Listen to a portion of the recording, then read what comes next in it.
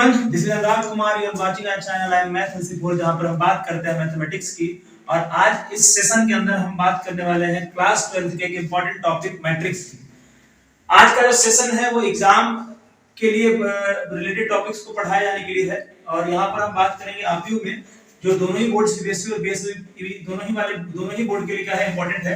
और हमारे ज्यादातर कंटेंट भी आपको प्रिंटेड मिल रहे होंगे, तो मैं एक एक करके डिस्कस करना स्टार्ट करता हूं। इनको आपको यहाँ पर डेफिनेशन दिख रहा होगा आरपीयू का। आरपीयू यानी मैट्रिक्स का एक बताया जा रहा है कि आरपीयू या तो रियल नंबर या तो कॉम्प्लेक्स नंबर यानी कि या तो वास्तविक या तो सम्मिश्र संख्याओं के फलनों का क्षैतिज या ऊर्ध्वाधर यानी हॉरिजॉन्टल और वर्टिकल लाइंस में क्या है एक रेक्टेंगुलर शेप है। ठीक है, तो चलिए एक एग्जांपल लेते हैं, समझते हैं। मान लिया जाए कि हमने एक मैट्रिक्स बनाया। जनरली हम लोग मैट्रिक्स को बड़े लेटर से डिनोट करते हैं और इसे या तो कर्ली ब्रैकेट या तो बिग ब्रैकेट के अंदर रखते हैं। ठीक है, तो मान लिया जाए हमने एक आरपीयू का एग्जांपल लिया, जस्ट लाइक यहाँ पे 1 1 है, ये 1 2 है, ये 1 3 है, ये 2 1 है, ये 2 2 है और ये 2 3।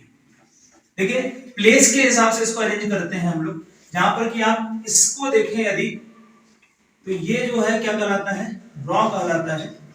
और यदि आप इसे वर्टिकली देखें तो ये क्या कहलाता है, कॉलम कहलाता है।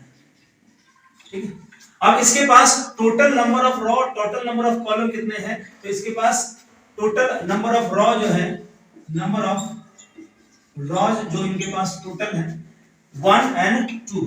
तो नंबर ऑफ रॉ 2 है, नंबर ऑफ कॉलम 1 2 और 3, नंबर ऑफ कॉलम 3। ठीक है, तो जब हम किसी मैट्रिक्स को पढ़ते हैं तो उसके ऑर्डर को पढ़ रहे होते हैं। और उसका ऑर्डर क्या होता है, ऑर्डर ऑफ मैट्रिक्स क्या होता है, just like number of raw को हम m से डिनोट करते हैं, नंबर ऑफ कॉलम को हम n से डिनोट करते हैं, और ऑर्डर ऑफ मैट्रिक्स जिसे कि हम हिंदी में कोटि भी कहते हैं आरपीयू की, उसको डिनोट करते हैं m क्रॉस n।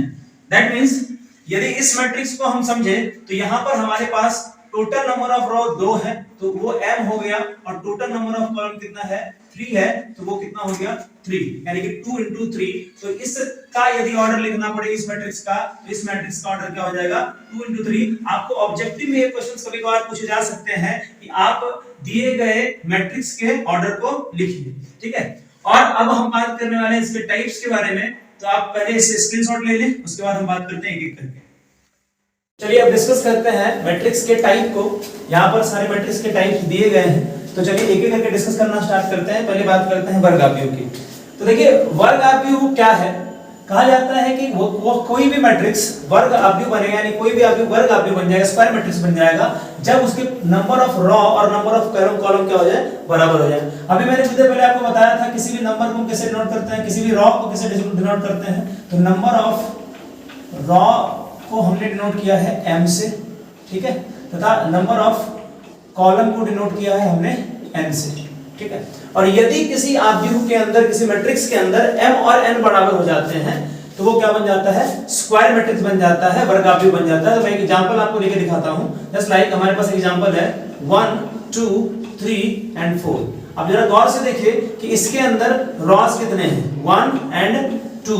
ठीक है, और नंबर ऑफ कॉलम कितने हैं, 1 और 2।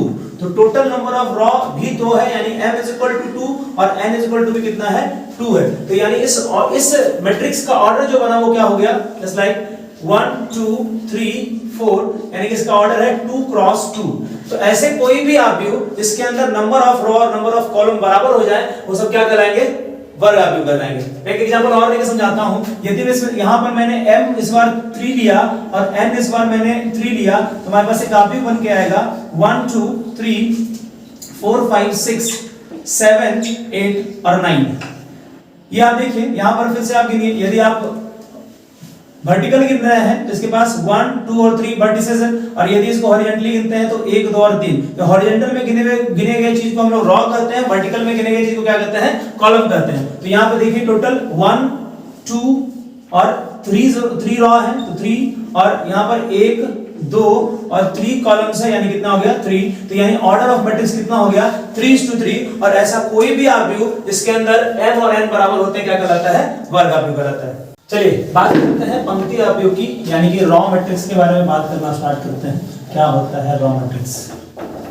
देखिए बच्चों, यहाँ पर आप ध्यान से देखिए कि यहाँ पे कहा गया है पंक्ति आव्यूह। इसका कहने का मतलब क्या है, इसके अंदर सिर्फ और सिर्फ एक रॉ होना चाहिए। तो वैसा आव्यूह जिसके अंदर सिर्फ और सिर्फ रॉ कितने हो, एक हो जाए, क्या कहलाएंगे, रॉ मैट्रिक्स कहलाएंगे। जस्ट लाइक हम कह रहे हैं A = 1, 2 और 3, जहां पर नंबर ऑफ रॉ कितना हो, 1 हो, कॉलम कुछ भी हो सकता है, डजंट मैटर। यहां पर हमारे पास 3 कॉलम है, तो हमारे पास कितने हो गए, 1 और 2 और 3। तो हमने इसका ऑर्डर क्या बना दिया, 1:3। तो यानी कि आपको याद रखना है वैसा कोई भी आव्यूह जहां पर m = 1 हो जाए, n डिपेंड करता है कि देने वाले ने कितना दिया है, ठीक है। ये इसके लिए कोई लिमिट नहीं है, 1 हो सकता है, 2 हो सकता है, 3 हो सकता है, 4 हो सकता है, etc कुछ भी हो सकता है, ठीक है। तो वैसा कोई भी आव्यूह जिसके अंदर m कितना हो, 1 हो, क्या कहलाएगा, रॉ मैट्रिक्स कहलाएगा। तो चलिए अब हम बात करते हैं कॉलम मैट्रिक्स की।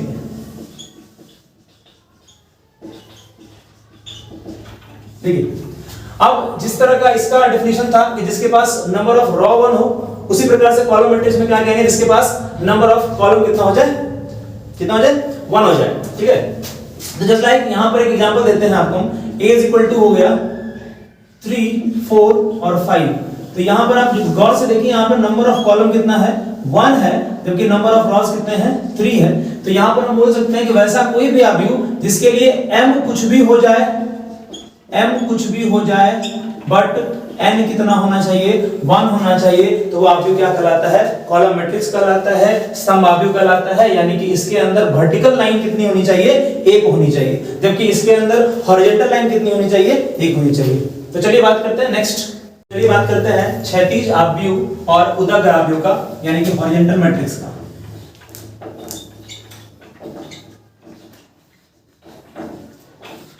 तो बच्चों अब नाम से जैसा कि स्पष्ट ही हॉरिजॉन्टल होना चाहिए, इसका शेप हॉरिजॉन्टल होना चाहिए। कोई भी मैट्रिक्स इसका शेप क्या हो जाए, हॉरिजॉन्टल हो जाए, ये क्या कहलाएगा, हॉरिजॉन्टल मैट्रिक्स कहलाएगा। लेट्स सपोज B एक मैट्रिक्स है जहां पर कि कुछ इस प्रकार से ये बना हुआ है, 1 2 3 4 5 6 7 8, यानी कि यहां पर m जो है n की अपेक्षा क्या होना चाहिए, छोटा होना चाहिए। तो आप गिनिए, यहां पर नंबर ऑफ रॉस कितने हैं, 2 है, क्योंकि नंबर ऑफ कॉलम कितने हैं, 4 है। तो वैसा कोई भी आव्यूह, वैसा कोई भी मैट्रिक्स जहां की m n हो जाए, यानी कि उसका शेप कैसा हो जाए, हॉरिजॉन्टल शेप हो जाए, तो वो हॉरिजॉन्टल शेप का जो आव्यूह होता है क्या कहलाता है, हॉरिजॉन्टल मैट्रिक्स कहलाता है।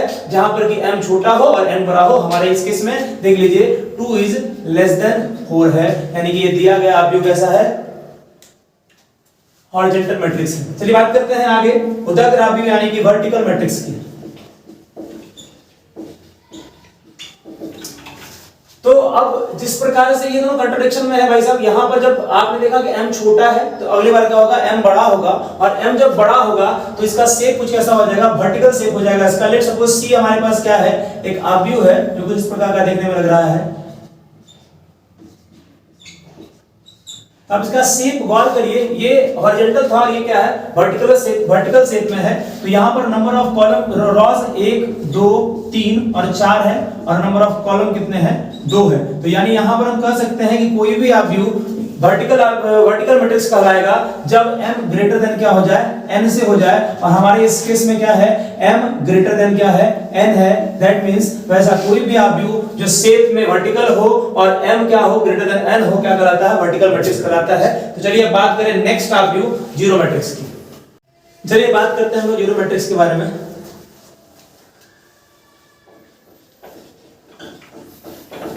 देखिए बड़ा ही इजी टास्क है जीरो मैट्रिक्स। यदि कोई भी ऐसा आप आव्यूह लेते हैं जहां पर कि सारे एलिमेंट उसके जीरो हो जाए, यहाँ पर डिपेंड नहीं करता है कि वो मैट्रिक्स स्क्वायर है या कुछ भी है, किसी भी ऑर्डर का मैट्रिक्स ले सकते हैं। जैसे सपोज कि हम एक कोई मैट्रिक्स डी लेते हैं जिसके अंदर 0 0 0 0, यानी कि टोटल एलिमेंट क्या हो जाए, इसके जीरो हो जाए, उसे हम क्या कहते हैं, जीरो मैट्रिक्स कहते हैं। और जीरो मैट्रिक्स को जनरली हम लोग O से डिनोट करते हैं। किससे डिनोट करते हैं, O से डिनोट करते हैं। अब ये स्क्वायर मैट्रिक्स हो सकता है, नहीं भी हो सकता है। यदि एक मैट्रिक्स हम ले रहे हैं जस्ट लाइक 0 0 0 0 0 और 0, ठीक है। तो यहाँ पर आप देखिए, यहाँ पर आपके पास नंबर ऑफ रॉस 2 है, नंबर ऑफ कॉलम 3 है, यानी कि ये कुछ हॉरिजॉन्टल मैट्रिक्स का सेट है, ठीक है। यहाँ पे स्क्वायर मैट्रिक्स का सेट है। और मैं एक और एग्जांपल ले लूं, जस्ट लाइक 0 0 0 0 0 0।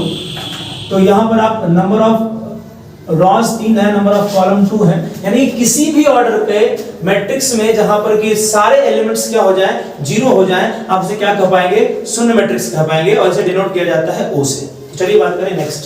चलिए अब बात करने वाले हैं विकर्ण आव्यूह, अदिश आव्यूह और इकाई आव्यूह, यानी कि डायगोनल मैट्रिक्स, स्केलर मैट्रिक्स और यूनिट मैट्रिक्स के। तीनों में सिमिलैरिटीज हैं, इसलिए तीनों को हम एक साथ देखते हैं। पहले स्टार्ट करें डायगोनल के बारे में बात करना।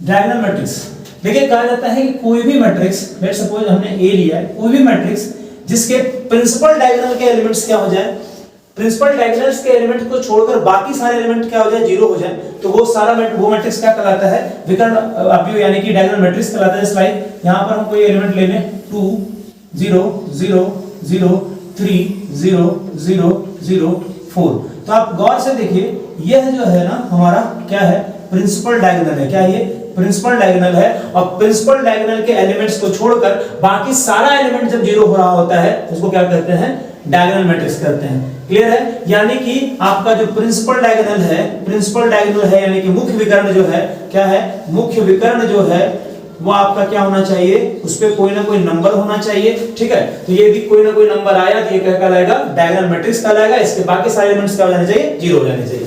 अब बात कर रहे हैं स्केलर मैट्रिक्स के। देखिए स्केलर मैट्रिक्स में डिफरेंस बस इतना है कि इस बार मान लिया जाए मैंने एक B सेट लिया है, मैट्रिक्स है, जस्ट लाइक यहां पर आपका 2 0 0 0 2 0 0 0 और 2। दैट मींस वैसा कोई भी स्क्वायर मैट्रिक्स, इस बात को आप गौर से देखिएगा, ये मैट्रिक्स हमेशा स्क्वायर मैट्रिक्स होगा। जितने भी मैट्रिक्स पढ़ रहे हैं सारे के सारे क्या होंगे, स्क्वायर मैट्रिक्स होंगे। खासकर विकर्ण, अदिश और इकाई तीनों के बारे में बात करें हम, तो वैसा कोई भी स्क्वायर मैट्रिक्स जिसके प्रिंसिपल डायगोनल्स के एलिमेंट क्या हो जाए, इक्वल हो जाए, क्या हो जाए, इक्वल हो जाए, तो ये क्या कहलाएगा, स्केलर मैट्रिक्स कहलाएगा। जैसे कि इसके प्रिंसिपल डायगोनल्स के एलिमेंट क्या है, 2 2 और 2, ठीक है। अब बात करें हम लोग यूनिट मैट्रिक्स की। यूनिट मैट्रिक्स जैसा कि नाम से स्पष्ट है, इकाई आव्यूह कहते हैं इसे हिंदी में, यानी कि इस बार प्रिंसिपल डायगोनल में फिर से एक चेंज आएगा, इस बार सारे एलिमेंट्स क्या बन जाएंगे, 1 बन जाएंगे। तो वैसा कोई भी आव्यूह, वैसा कोई भी स्क्वायर मैट्रिक्स, खासकर ऐसा कोई वर्ग आव्यूह जिसके प्रिंसिपल डायगोनल क्या हो जाए, 1 हो जाए, आपका क्या कहलाएगा, यूनिट मैट्रिक्स कहलाएगा। तो यहां पे हमने 3x3 ऑर्डर का ये मैट्रिक्स लिया है, ठीक है। चलिए एक बार फिर से कवर करते हैं। डायगोनल मैट्रिक्स में आपको ध्यान देना है कि इसके प्रिंसिपल डायगोनल्स के एलिमेंट को छोड़कर बाकी सारा क्या हो जाएगा, 0 हो जाएगा। इसमें कंपल्सन नहीं है कि यहाँ पर एलिमेंट्स इक्वल होने चाहिए, यहाँ पे एलिमेंट डिफरेंट भी हो सकते हैं, इक्वल भी हो सकते हैं। तो जितने भी स्केलर मैट्रिक्स हैं या यूनिट मैट्रिक्स हैं, सबके सब डायगोनल मैट्रिक्स हो जाते हैं इस हिसाब से। यानी कि इसके प्रिंसिपल डायगोनल्स पे एलिमेंट होने चाहिए, बाकी सब जगह क्या होना चाहिए, 0 होना चाहिए, ठीक है। इसमें कंडीशन लगाया गया कि इसके प्रिंसिपल डायगोनल्स के एलिमेंट सारे के सारे क्या होने चाहिए, इक्वल होने चाहिए थे। तो यानी यूनिट मैट्रिक्स कहीं ना कहीं स्केलर मैट्रिक्स बन सकता है और डायगोनल मैट्रिक्स भी बन सकता है, ठीक है। तो यहां पर प्रिंसिपल एक्सिस पर एलिमेंट्स इक्वल होने चाहिए, चाहे वो 2 हो जाए, 3 हो जाए, 1 हो जाए। बट यूनिट मैट्रिक्स में एक बात कहा गया कि इसके प्रिंसिपल डायगोनल्स के जो एलिमेंट है वो सब का सब क्या होना चाहिए, 1 होना चाहिए। तो दैट मींस डायगोनल मैट्रिक्स जो होता है वो कभी भी यूनिट मैट्रिक्स बने ना बने, यूनिट मैट्रिक्स क्या बन जाएगा, डायगोनल मैट्रिक्स बन जाएगा। और ये स्केलर मैट्रिक्स यूनिट बने ना बने, लेकिन यूनिट क्या बनेगा, स्केलर मैट्रिक्स बन जाएगा। यानी कि सब के सब स्क्वायर मैट्रिक्स हैं, बट सब में क्या थोड़ा थोड़ा लिंक है। ये थोड़ा बड़ा जॉनर लेके चलता है, ये उससे थोड़ा सा कम, ये उससे थोड़ा सा कम, ठीक है। तो चलिए बात करते हैं त्रिभुजाकार आव्यूह यानी कि ट्रायंगुलर मैट्रिक्स के। तो यहाँ पे आपको इसके 2 प्रकार दिख रहे हैं, निम्न त्रिभुजाकार यानी कि लोअर ट्रायंगुलर मैट्रिक्स और उच्च त्रिभुजाकार यानी कि अपर ट्रायंगुलर मैट्रिक्स। तो पहले बात करें लोअर ट्रायंगुलर मैट्रिक्स के बारे में।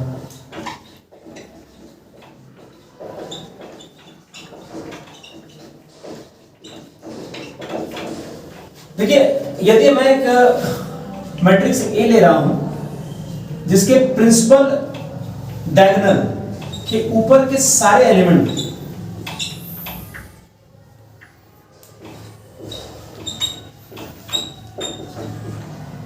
जिसकी कि प्रिंसिपल डायगोनल के ऊपर के सारे एलिमेंट क्या हो जाए, जीरो हो जाए, और प्रिंसिपल डायगोनल यानी कि इस प्रिंसिपल डायगोनल के नीचे के सारे एलिमेंट क्या हो जाए, जीरो नहीं, नॉन जीरो नंबर होने चाहिए। मे बी जीरो भी हो सकते हैं, बट आपको कोशिश करना है कि इसके नीचे के एलिमेंट क्या रखें, नॉन जीरो बनाने की कोशिश करें। अब जरा ध्यान से देखिए, यहाँ पर के जो एलिमेंट है ये क्या बना रहा है, एक ट्रायंगुलर शेप बना रहा है, ठीक है। तो जब ये ट्रायंगुलर शेप बनाते हैं, इस वजह से इसका नाम क्या रखा गया, ट्रायंगुलर मैट्रिक्स रखा गया है। आपको ध्यान क्या देना है कि आप जब लोअर का बात कर रहे हैं तो अपर साइड में सारे के सारे क्या होने चाहिए, जीरो, और लोअर साइड में क्या होना चाहिए, सारे के सारे नंबर हो सकते हैं, या तो कोशिश करें कि ज्यादातर क्या रखें, नॉन जीरो नंबर रखें। अभी यदि बात करें अपर में तो थोड़ा सा डिफरेंस आएगा।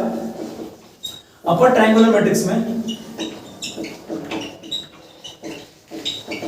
ध्यान से देखिए, मान लिया जाए कि हम एक सेट ले लें, बी मैट्रिक्स है, जहां पर हमें इस बार प्रिंसिपल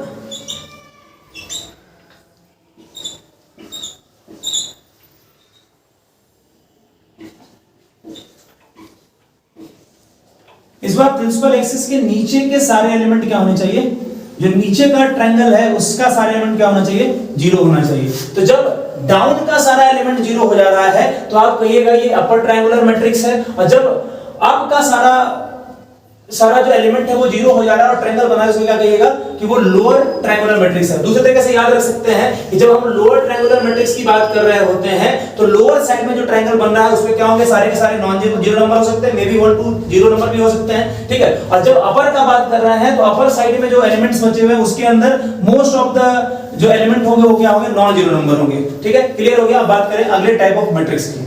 चलिए रेस्ट बचे टॉपिक, बचे टाइप्स ऑफ मैट्रिक्स को भी जान ले। एक हमारे पास होता है कंपैरेबल मैट्रिक्स, जिसको हम तुलनीय आव्यूह कहते हैं, दूसरा होता है इक्वालिटी ऑफ मैट्रिक्स। दोनों बहुत ही सिमिलर है। कहा जाता है कि कोई भी दो मैट्रिक्स ए और बी जब कंपैरेबल हो जाएंगे, जब उनके कोटि क्या हो जाए, इक्वल हो जाए, यानी उनकी जो ऑर्डर है वो मिलने लगे, जस्ट लाइक 2 3 4 5 6 0। यहाँ पे इसका जो ऑर्डर है वो 2 into 3 है, और कोई दूसरा मैट्रिक्स हो जाए 1 2 0 4 3 2, इसकी भी यदि आप देखो तो इसका जो ऑर्डर है वो 2 into 3 है। तो वैसा कोई भी दो मैट्रिक्स जिसके की ऑर्डर क्या हो जाए, इक्वल हो जाए, वो कंपैरेबल हो जाता है। अब इससे रिलेटेड क्वेश्चन कभी कभार आपको करने के लिए बोर्ड में आ जाएंगे। जैसे एग्जांपल आपको इस प्रकार से दिया गया है x y 2 3 is equal to 1 2 2 3। तो आप गौर से देखिए, जब आप कंपेयर करिएगा तो यहाँ पर x का वैल्यू कितना हो जाएगा, 1 हो जाएगा, और y का वैल्यू कितना हो जाएगा, 2 हो जाएगा। तो इस तरह के मैट्रिक्स क्या कहलाते हैं, कंपैरेबल मैट्रिक्स कहलाते हैं। जब बात करें इक्वालिटी ऑफ मैट्रिक्स की, तो कंपैरेबल जिस प्रकार से इसके अंदर कहा गया कि ऑर्डर किसका होना चाहिए, आपका इक्वल होना चाहिए, तो इक्वालिटी ऑफ मैट्रिक्स के अंदर भी क्या है, आपके जो ऑर्डर हो क्या होना चाहिए, इक्वल होने चाहिए, ठीक है। तो जस्ट लाइक ए आपका दिया गया है 1 2 3 4 5 6, और बी दिया गया है आपका 1 2 3 4 5 और 6। जब वैसे मैट्रिक्स जहां पर कि इनके नंबर ऑफ एलिमेंट्स यानी कि नंबर ऑफ ऑर्डर क्या होने चाहिए, इक्वल तो होने ही चाहिए, साथ साथ एलिमेंट्स भी क्या दिखे, आपको इक्वल दिखे, तो हम कहेंगे मैट्रिक्स ऐसा है, इक्वल मैट्रिक्स है। देखिए यहाँ पर दोनों जगह पे 1 है, यहाँ पे दोनों जगह पे 3 है, यहाँ पे दोनों जगह पे 5 है, फिर यहाँ पर आपका दोनों जगह पे 1 है, यहाँ पे दोनों जगह पे 4 है, और यहाँ पे दोनों जगह पे क्या है, 6 है। तो वैसे मैट्रिक्स जिसके अंदर उसके एलिमेंट हूबहू मिलने लगे, साथ साथ उसके ऑर्डर में मिलने लगे, क्या कराएगा, इक्वालिटी ऑफ मैट्रिक्स कराएगा। तो चलिए आज जो मैट्रिक्स का टॉपिक था हम उसको यहीं पर खत्म करते हैं, और आज की पढ़ाई के रिलेटेड टॉपिक आपको डिस्क्रिप्शन में इसका नोट्स मिल जाएगा, और अगले वीडियो का लिंक भी आपको डिस्क्रिप्शन में मिल जाएगा। और यदि आज का सेशन आपको अच्छा लगा हो तो वीडियो को लाइक करिए, हमारे चैनल IM Math LC4 को सब्सक्राइब करिए, और thank you for watching students.